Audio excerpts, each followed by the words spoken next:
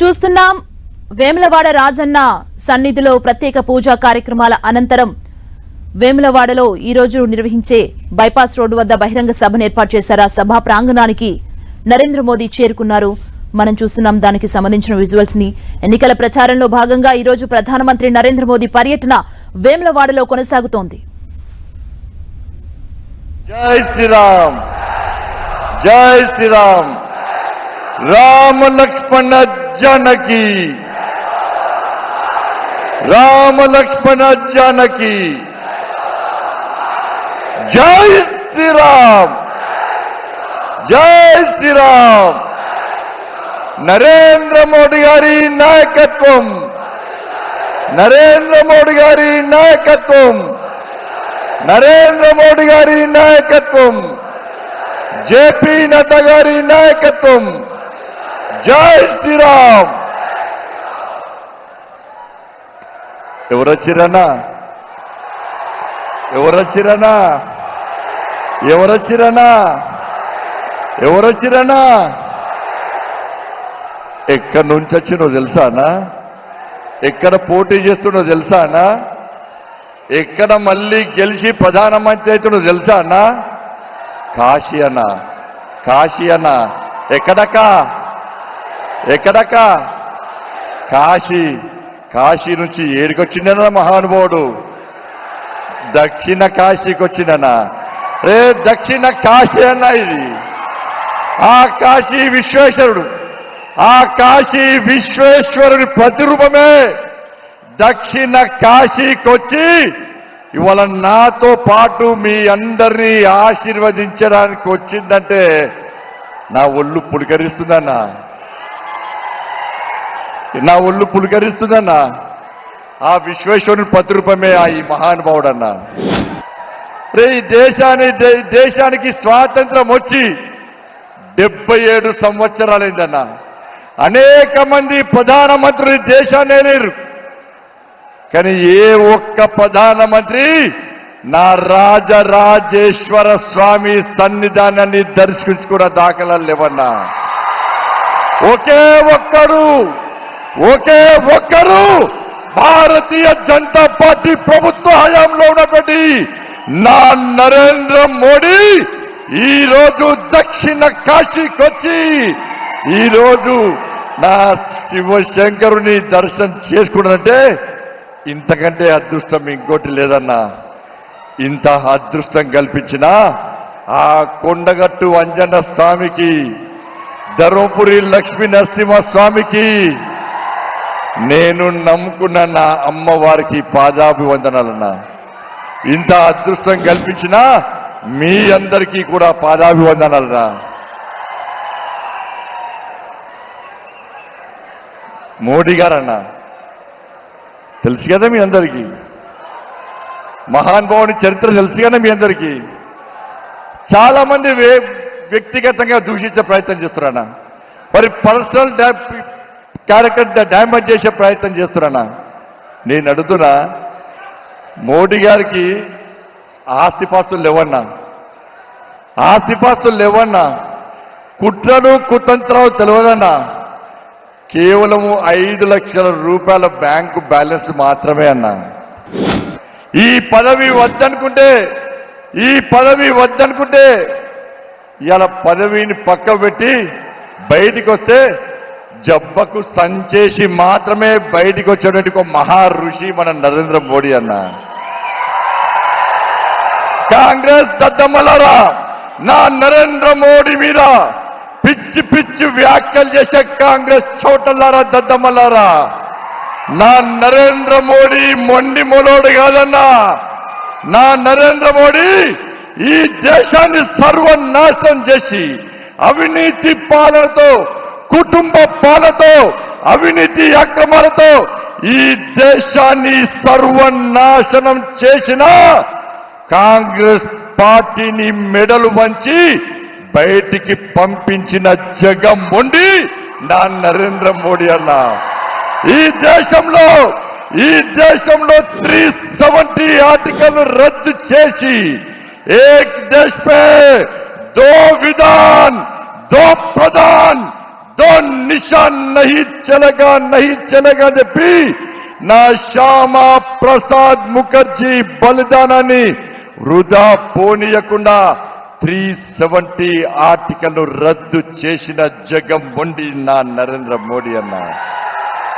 అరే ముస్లిం మహిళల మనోబలం కాపాడుతూ ముస్లిం మహిళల బతుకులు బాగుపడాలని చెప్పి త్రిపుల్ తలాక్ ను రద్దు చేసిన జగన్మోహన్ నా నరేంద్ర మోడీ అన్న. 500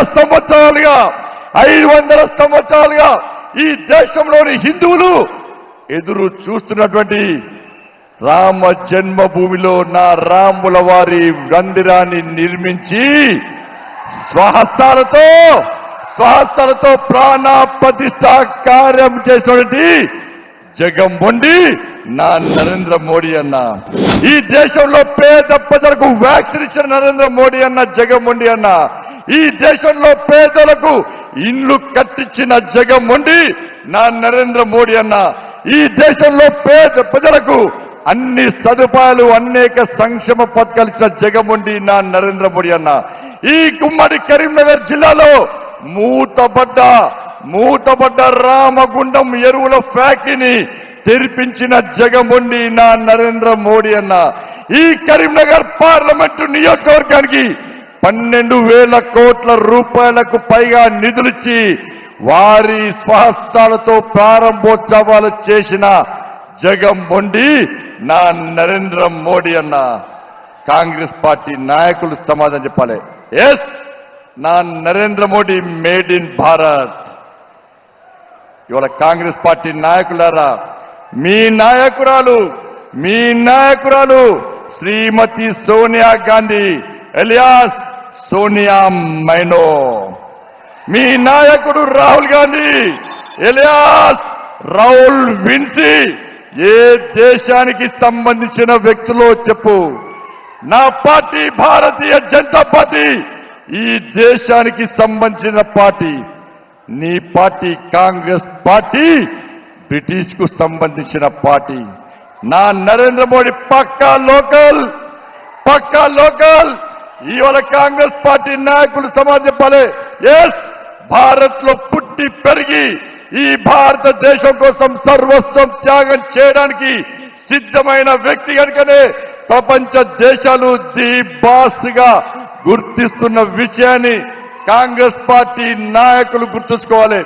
ఇవన్నీ చూసిన తర్వాతనే తెలంగాణ రాష్ట్రంలో నరేంద్ర మోడీ గారిని ప్రధానమంత్రి చేయాలి. ఈ దేశం రక్షింపబడాలంటే, ఈ దేశం అభివృద్ధి చెందాలంటే, ఈ దేశంలో పేద ప్రజల బతుకులు బాగుపడాలంటే నరేంద్ర మోడీ గారు ప్రధానమంత్రి కావాల్సిందే, అయ్యి తీరాల్సిందే అని చెప్పి తెలంగాణ ప్రజలందరూ సిద్ధమై మెజార్టీ స్థానాలను భారతీయ జనతా పార్టీకి ఇచ్చే ప్రయత్నం చేస్తుంటే ఇలా కాంగ్రెస్ పార్టీ నాయకులు ఏ విధంగా వివరిస్తారో ఒక్కసారి ఆలోచించండి. ఏ సమస్య లేని, ఏ అర్థం పర్థం లేని గాడిది గుడ్డును తీసుకొచ్చి ఏ విధంగా వివరిస్తారో ఒక్కసారి ఆలోచించండి. కాంగ్రెస్ పార్టీ గుర్తు తెలుసా అన్న మీకు? అరే, మేము ఎన్నికల ప్రచారం చేస్తున్నాం, మా ప్రియతమైన నరేంద్ర మోడీ గారు ఇచ్చారు. మన గుర్తు ఇది మా సిస్టమ్, మా సంస్కారం, మా పద్ధతి. ఇలా కాంగ్రెస్ పార్టీ భస్మాసురాస్త్రాన్ని తీసుకొస్తలేదన్నా. ఏం తీసుకొస్తుంది? గాడిది గుడ్డు వాళ్ళ గుర్తుని తీసుకొస్తుంది కాంగ్రెస్ పార్టీ. ఇలా గాడిది గుడ్డు దేనికన్నా? నీ ప్రభుత్వమే పెద్ద గాడిది గుడ్డు. మీరు తెలంగాణ ప్రజలకు ఇచ్చింది గాడిది గుడ్డు.